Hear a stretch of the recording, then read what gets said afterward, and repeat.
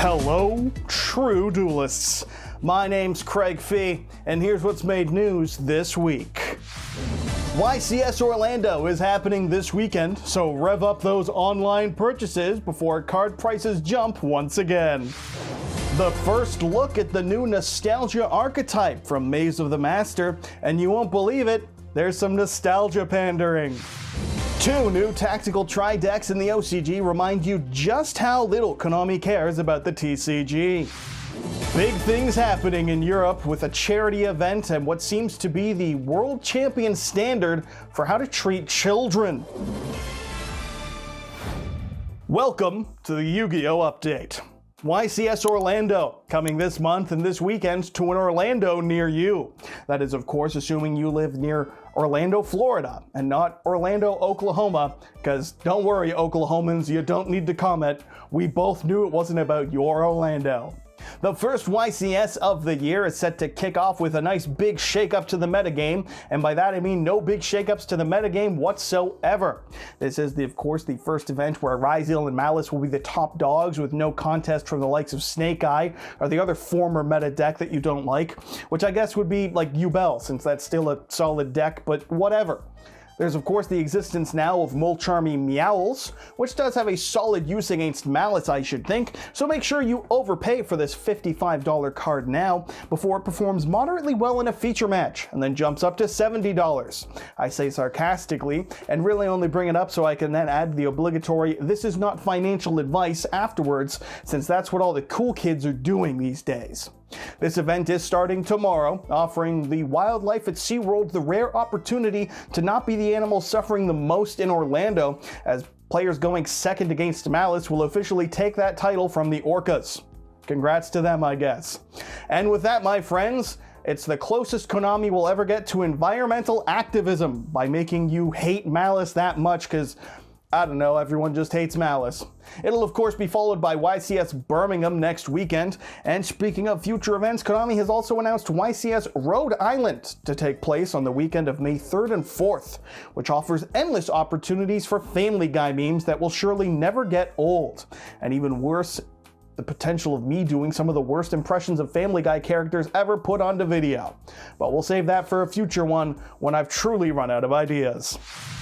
Great news from Master Duel this week. To celebrate the Lunar New Year and the Year of the Snake, Master Duel put out this tweet celebrating and suggesting you celebrate the Year of the Snake by playing a snake-themed deck, namely Snake Eye.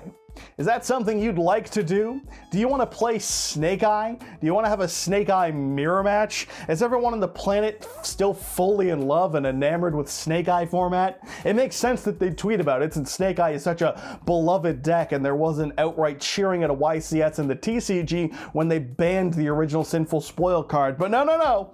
Konami knows what the players want, and it's Snake Eye. And that's what this tweet does. It just makes you smile. It makes you want to log into Master Duel and definitely not roll your eyes and wonder just who it is that Konami is paying to put out bangers like this tweet after tweet. And speaking of banger after banger, the new set Maze of the Master, the third of the Maze sets, is set to release on March 13th and is bringing the game another archetype for nostalgia bait for a character from the DM anime, this time Odeon. That's right, it's another wave of Egypt adjacent and themed cards. The last time this happened, I think, was the Ishizu cards, which gave us Tier Shizu format, the strongest deck in the game's history up to this point, so who knows what these new cards will be and how strong they might be. Nah, I'm just kidding. This is a TCG original from a Maze set. This deck's gonna suck donkey dick. And maybe, in the worst case, they'll even pull a Flame Swordsman by giving you an overpriced staple at a low pull rate so that you can overpay to underperform at a locals near you. Fantastic, Konami. Keep up the great work. There's no other news here, by the way. They've just put out this image of this Anubis looking guy, which is dope as hell. Behold an Egyptian monster in the vaguely Egyptian game, because, you know, at one point this had something to do with Egypt, and then at some point evolved into anime girls and dragons, but really it's all about the complaining. So whether you're complaining about too many anime girls and dragons or not enough Egypt, or too much Egypt and not enough anime girls and dragons, which who the fuck falls into that second category, I don't know. The point is, haters can rejoice. Yugi Boomer Authentic DM Egypt nonsense has arrived. It's the thing we've all been waiting for, and I can't wait for it to be disappointing on March 13th, 2025. And fans of shitting on the TCG have yet one more thing to dangle over the heads of TCG players, with of course the announcement of new tactical tri-decks for the OCG. I made a joke about this, I believe, in last week's update and got it completely wrong, so fuck me, I guess. The two new decks will be focused on Rescue Ace and Exo Sister. If the previous ones are anything to go off of, this means that Rescue Ace and Exo Sister will be receiving new support, and new support-esque support that isn't support in the Rescue Ace and Exo Sister name, but in functionality that Eldritch Cyber Dragon and Live Twins got. And of course, we'll even get a promotional event in Master Duel to let you try out the decks. Most importantly though, the number of copies of Max C in these decks will dictate where that card ends up on the OCG ban list, because that happened once so far, and that means it's going to happen every single time moving forward in the future. And as alluded to, this will have nothing to do with the TCG, since we did not get the original tactical tri-decks, and we most certainly will not be getting any of these new ones anytime soon, or anytime ever actually, because good products to get people into the game is strictly against the TCG's core policies. And to be clear, I would be ecstatic if I could be proven wrong on that front, and we got these things in the TCG. And this is me desperately trying to get Konami to prove me wrong, because please, K-Man, do us the solid and just give us these decks. But once again, it's not financial advice. If you've ever wanted to play Rescue Ace or Exo Sister, pick them up now before the prices go up or something. Again, not financial advice, because regardless of us not getting the cool new decks, we will be getting the support in the set that comes out in like July in the OCG. So you can look forward to that, and that's about it. Because you're not looking forward to Anubis. Or you are, who knows? Who knows? In community news, big things happened in Europe, with the realiest, truliest, big factiest, not at all liest tweet coming from the community's own Farfa about the real thing that happened, of course, being a charity duel event wherein school children could compete against Joshua Schmidt for charity. And for every win the kids got, there would be money donated for a good cause. A great day for charity, right up until Josh didn't lose a single game the entire day. That was, of course, because only one single game was played. He took Paleo to the event, and game one of the first match took 9 hours before the parent's child called to ask why they hadn't come home on the usual bus.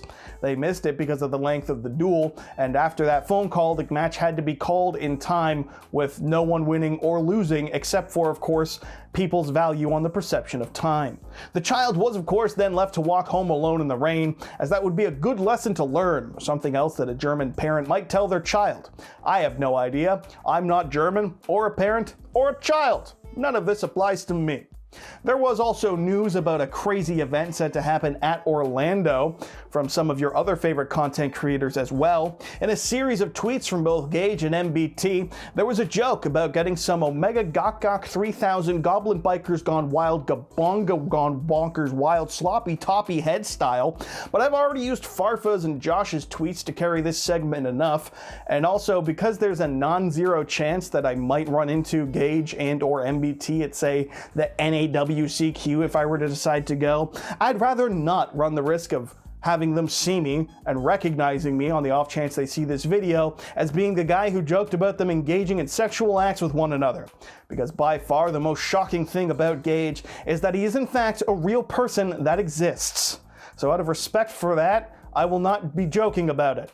And as to why I would not joke about that, but would joke about Farfa and Josh, well, because the MBT one was shockingly sexual, I know, just for a change of pace, and the other one was just about bullying children. And I've actually already set the precedent for that, because that's what Jesse Cotton does as well. Just the world champion difference, I suppose. Oh, and also there's a fucking 0% chance of me meeting Farfa or Josh, because they're in Europe, so there's functionally no risk. Functionally, factually, who knows? We're done here.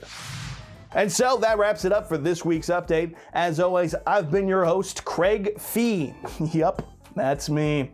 Make sure you hit subscribe. Not only will you be impressing your smoking Italian wife, as confirmed by our viewers no less, but you'll also become a true duelist. And really, what could be better than that? Nothing. There is nothing better than that. If you disagree with me, shut up. Shut the fuck up. I don't need to hear that. I'm trying my hardest out here, okay? Do you know what this is? This is the end of the video. Bye. I'm not trying at all!